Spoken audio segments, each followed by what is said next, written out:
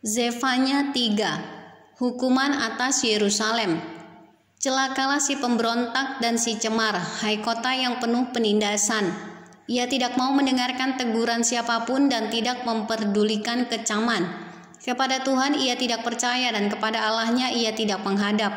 Para pemukanya di tengah-tengahnya adalah singa yang mengaum, para hakimnya adalah serigala pada waktu malam yang tidak meninggalkan apapun sampai pagi hari.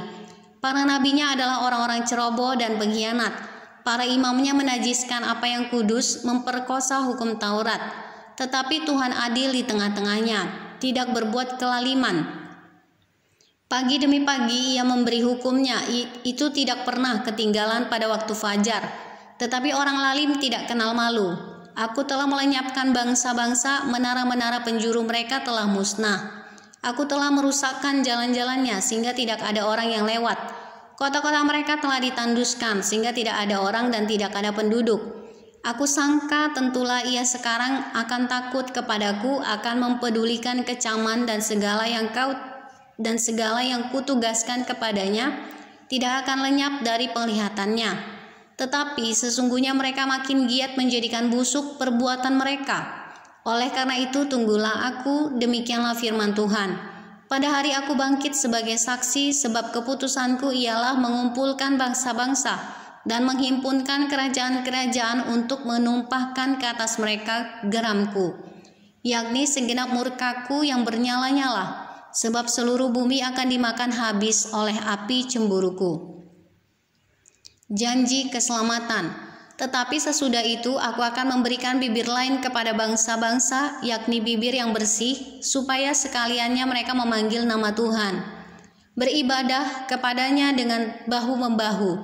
Dari seberang sungai-sungai negeri Ethiopia, orang-orang yang memuja aku, yang terserak-serak akan membawa persembahan kepadaku.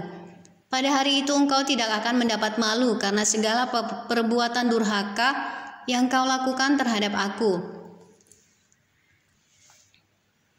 Sebab pada waktu itu aku akan menyingkirkan daripadamu orang-orangmu yang ria congkak, dan engkau tidak akan lagi meninggikan dirimu di gunungku yang kudus. Di antaramu akan kubiarkan hidup suatu umat yang rendah hati dan lemah, dan mereka akan mencari perlindungan pada nama Tuhan, yakni sisa Israel itu. Mereka tidak akan melakukan kelaliman atau berbicara bohong. Dalam mulut mereka tidak akan terdapat lidah penipu. Ya, mereka akan seperti domba yang makan rumput dan berbaring dengan tidak ada yang mengganggunya. Bersorak-soraklah hai putri Sion, bertempik soraklah hai Israel. Bersukacitalah dan beria-rialah dengan segenap hati, hai putri Yerusalem. Tuhan telah menyingkirkan hukuman yang jatuh atasmu, telah menebas binasa musuhmu. Raja Israel yakni Tuhan ada di antaramu, engkau tidak akan takut kepada malapetaka lagi. Pada hari itu akan dikatakan kepada Yerusalem, janganlah takut hai Sion, janganlah tanganmu menjadi lemah lesu. Tuhan Allahmu ada di antaramu sebagai pahlawan yang memberi kemenangan. Ia bergirang karena engkau dengan sukacita, ia membaharui engkau dalam kasih-Nya. Ia bersorak-sorak karena engkau dengan sorak-sorai, seperti pada hari pertemuan raya. Aku akan mengangkat malapetaka daripadamu, sehingga oleh karenanya engkau tidak lagi menanggung cela.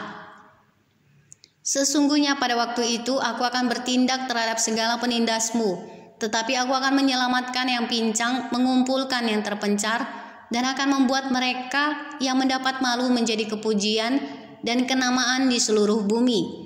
Pada waktu itu aku akan membawa kamu pulang, yakni pada waktu aku mengumpulkan kamu. Sebab aku mau membuat kamu menjadi kenamaan dan kepujian di antara segala bangsa di bumi dengan memulihkan keadaanmu di depan mata mereka.